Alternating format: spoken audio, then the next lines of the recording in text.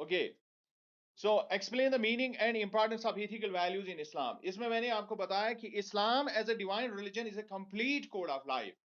جہاں تک اسلام کا تعلق ہے اس کو مانا جاتا ہے, سمجھا جاتا ہے کہ یہ ایک وے آف لائف ہے, اور چونکہ یہ ایک الہی مذہب ہے, اللہ کی طرف سے نازل شدہ ہے, لہذا اس میں ہر طریقے کے اعتبار سے ایک کمپلیٹ کوڈ ہے, زندگی جینے کا ایک اعلیٰ ترین طریقہ اس میں وضع کیا گیا ہے, جس کے ذریعے سے انسان کو ہر معاملے میں گائیڈنس ملتی ہے, اس کو رہنمائی حاصل ہوتی ہے اس کی زندگی کے ہر شعبے کے ساتھ.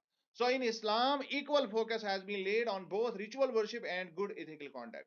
یہی وجہ ہے جب ہم اسلامی نقطہ نگاہ سے دیکھتے ہیں تو ایک طرف جو مذہبی رسومات ہمارے ہیں ان پر اگر ایک طرف سے اسلام فوکس کرتا ہے تو دوسری طرف پوری کی پوری زور اور شدت کے ساتھ اسلام ایتھیکل ویلیوز پر بھی, مورل ویلیوز پر بھی, یعنی اخلاقی طرز عمل جو انسان کا ہونا چاہیے اس کی طرف بھی انسان کو رہنمائی کرتا ہے. سو اسلام آفرز این ایتھیکل سسٹم. لہذا جو اخلاقی طریقہ کار اسلام وضع کرتا ہے which is unique in nature, یہ ایک خاص طریقے کا اخلاقی سسٹم ہے. اگرچہ اخلاقیات کے اعتبار سے میں نے بارہا آپ سے بات کی کہ تمام مذاہب جو ہے ان میں اخلاقی سسٹم موجود ہے, لیکن اسلام کا ایک اپنا ایک خاص نقطہ نگاہ اس بارے میں ہے, اور اس کا ایک خاص طرز عمل ہے اس لحاظ سے جہاں تک اخلاقیات کا سوال ہے. So in Islam, ethics and religion are rooted to primordial human nature, which is innocent and good unless and until it is corrupted. کیونکہ جب ہم اسلامی اخلاقیات کو دیکھتے ہیں اس کے اقدار میں انسان کا جو بنیادی جو اس کا فطری سسٹم ہے, یا جس کو ہم کہتے ہیں بنیادی انسانی فطرت سے جڑا ہوا ہے اسلام کا ایتھیکل سسٹم.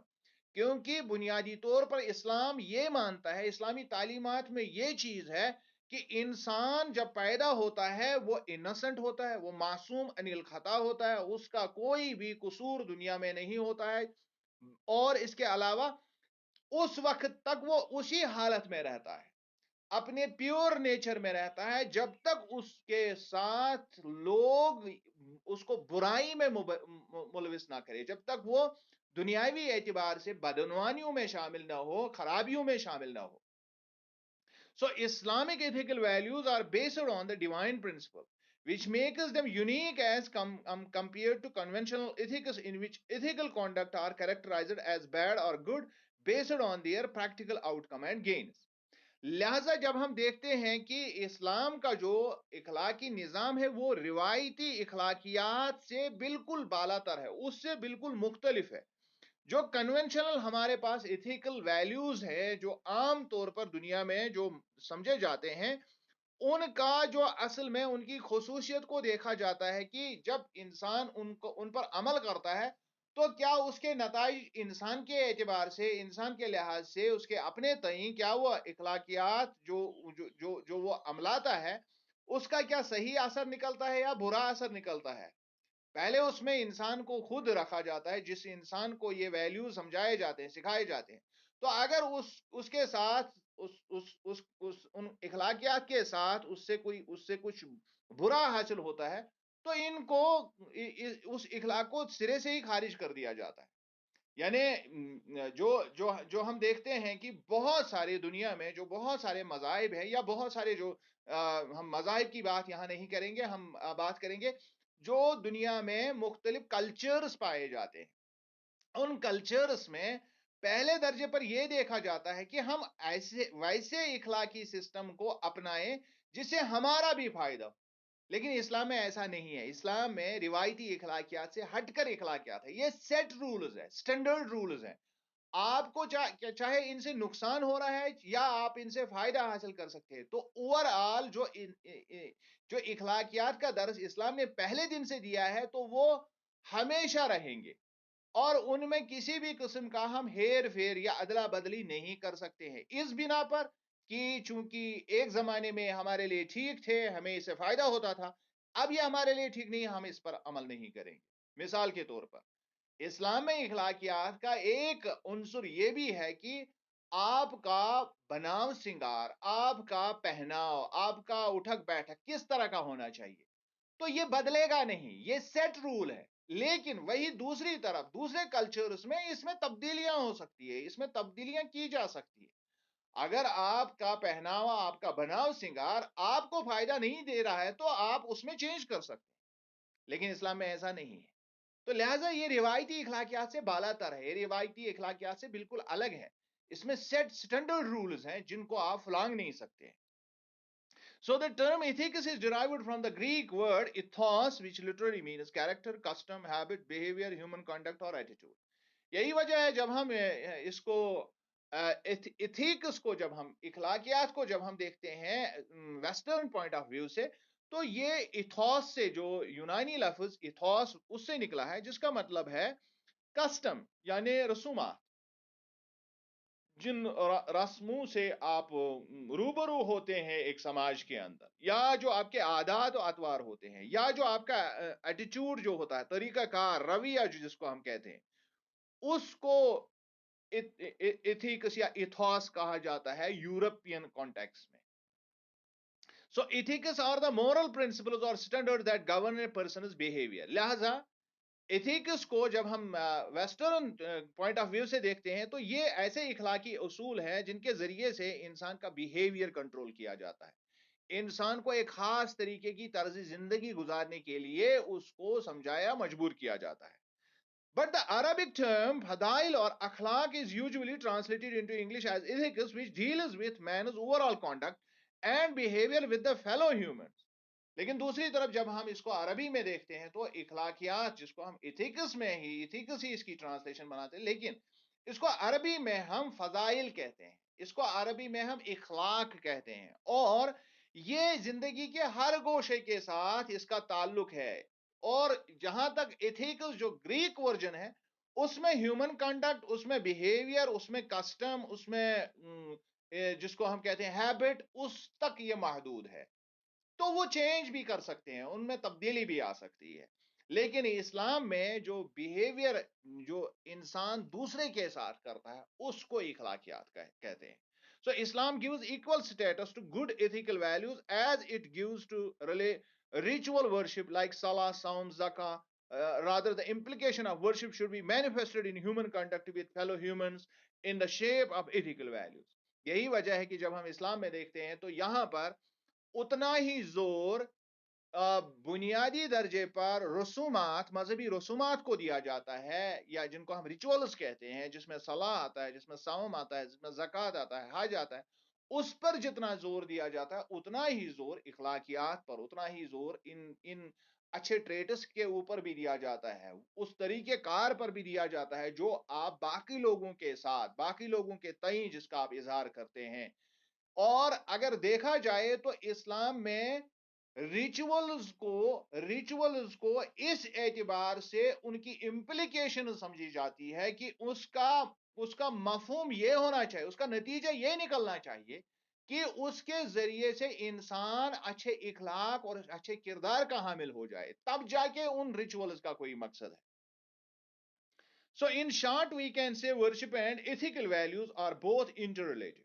لہذا ہم اسلامی نقطہ نگاہ کے پہلو سے ہم اگر کہیں گے کہ دنیا میں جو ہم ورشپ جس کو ہم کہتے ہیں، جس کو ہم ریچولز کہتے ہیں، عبادات کا اصل مطلب یہ ہے کہ ان کا ڈائریکٹ کنیکشن ہماری ایتھکس کے ساتھ، ہمارے مورلز کے ساتھ ہونا چاہیے، ہماری اخلاقیات پر اس کا ڈائریکٹ اثر ہونا چاہیے. یعنی ایک شخص جو نماز ادا کرتا ہے، زکوٰۃ دیتا ہے، حج کرتا ہے، اور باقی جو مذہبی امورات ان کو انجام دیتا ہے، تو اس کا ڈائریکٹ مطلب یہ ہے کہ اس کے اخلاق پر اس کا اثر ہونا چاہیے، اور وہ دکھنے چاہیے اس کے رویے میں، جو وہ لوگوں کے ساتھ معاملہ کرتا ہے اس میں وہ دکھنے چاہیے. تب جا کے اس کا کوئی مقصد ہے، ادروائز اس کا کوئی مقصد نہیں. یعنی اگر یہ انٹر ریلیٹڈ نہیں ہے یہ دونوں چیزیں، تو ورشپ کا بھی کوئی مطلب نہیں ہے اسلام میں. So a good believer is one whose conduct and behavior with fellow humans is good.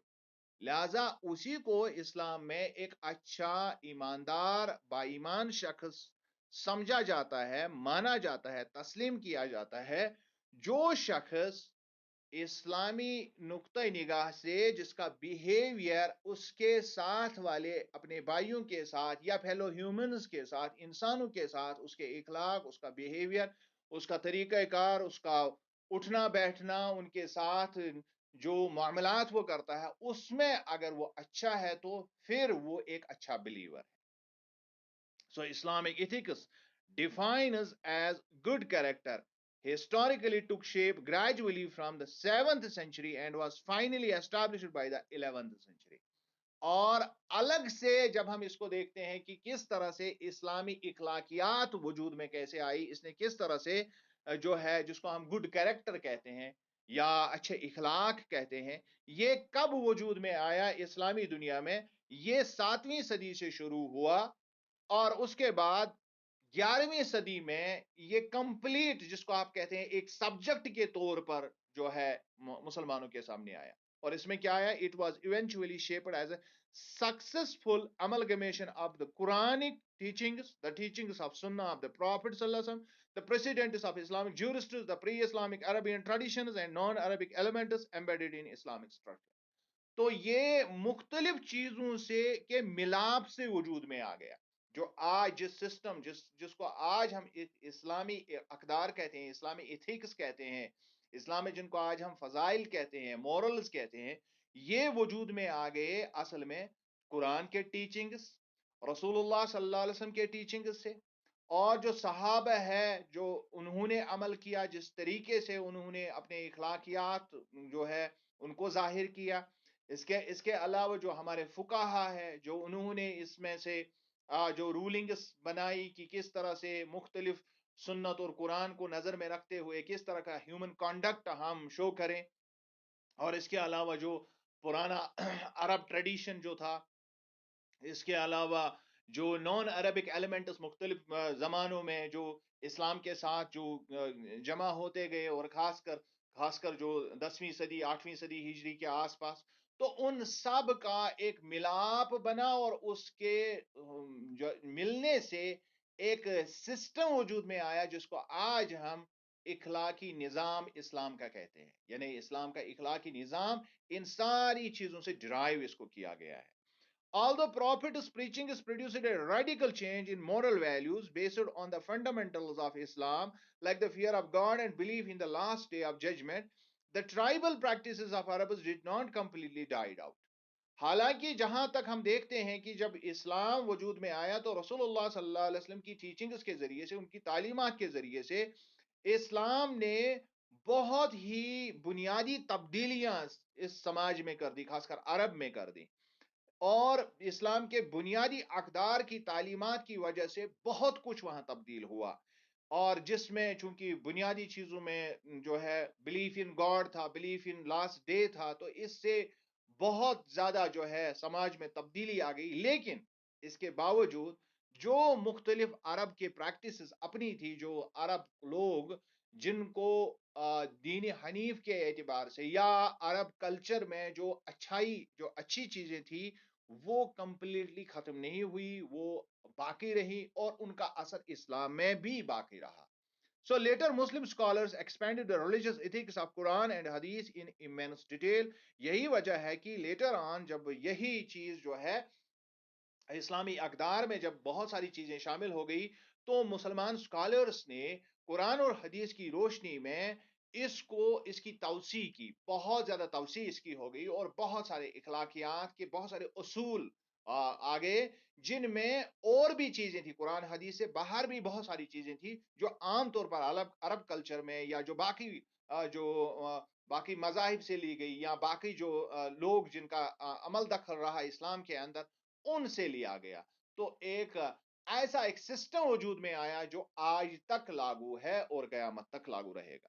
Now let us consider یہ تھا اس کی تھوڑی بہت میننگ کی کس طرح سے ہم اخلاقیات کو کس طرح سے اسلامی نقطہ نگاہ سے کس طرح سے سمجھتے ہیں تو let us consider importance of ethical values in Islam. اس کی امپورٹنس کتنی ہے یہ کتنا اہم ہے اگر ہم اسلامی دنیا میں اس کو اخلاقیات کو دیکھیں. So ethical values are the moral or spiritual aspect of Islamic civilization. تو اس میں کوئی شک نہیں کہ جب ethical values جہاں تک ان کا جو ہے اس ویلیو سسٹم کا جہاں تک تعلق ہے، تو یہ اصل میں جو روحانی اور اخلاقی پہلو اسلام کو درشاتا ہے، یہ اس سے نظر آتا ہے کہ اسلام کس چیز کو ہم اصل میں کہتے ہیں. So they are also the essence and the basis for any civilisation. حالانکہ اگر ہم دیکھیں گے تو یہ ہر جب ہم کسی بھی سیولائزیشن کو دیکھتے ہیں تو اس کا اصل جوہر اس سیولائزیشن کے اصل میں اخلاق ہی ہوتے ہیں. اور ہم کسی بھی سیولائزیشن کو اسی سے جانچتے اور پرکھتے ہیں کہ کیا یہ سوسائٹی اچھی ہے، کیا یہ لوگ اچھے ہیں یا برے ہیں. یہ اخلاق اس کا پیمانہ ہے، مورلز اس کا پیمانہ ہے. So in the meantime, they ensure the secret of their survival and resilience throughout the history and generations. اور اس کے ذریعے سے یہ پتا چلتا ہے کہ یہ قوم، اس میں لچک کتنی ہے، یہ قوم کتنا آگے چل سکتی ہے، اور کب تک یہ اپنی جو آنے والے جو اس کی پیڑھیاں ہو اور کب تک باقی رہ سکتی ہے. یہ اس بات پر منحصر کرتا ہے کہ ان کے اخلاقیات کیسے ہیں. اور جس قوم کا کردار بہت اعلیٰ درجے کا ہوتا ہے تو وہ بہت لمبی دیر تک دنیا میں چلتا ہے. If this aspect disappears one day, man will lose his moral warmth, which is the spirit of life and existence.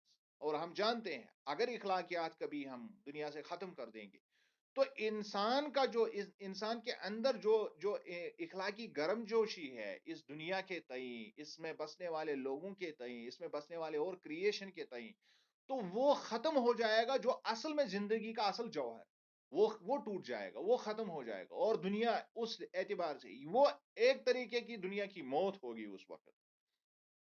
So and mercy will quit his heart.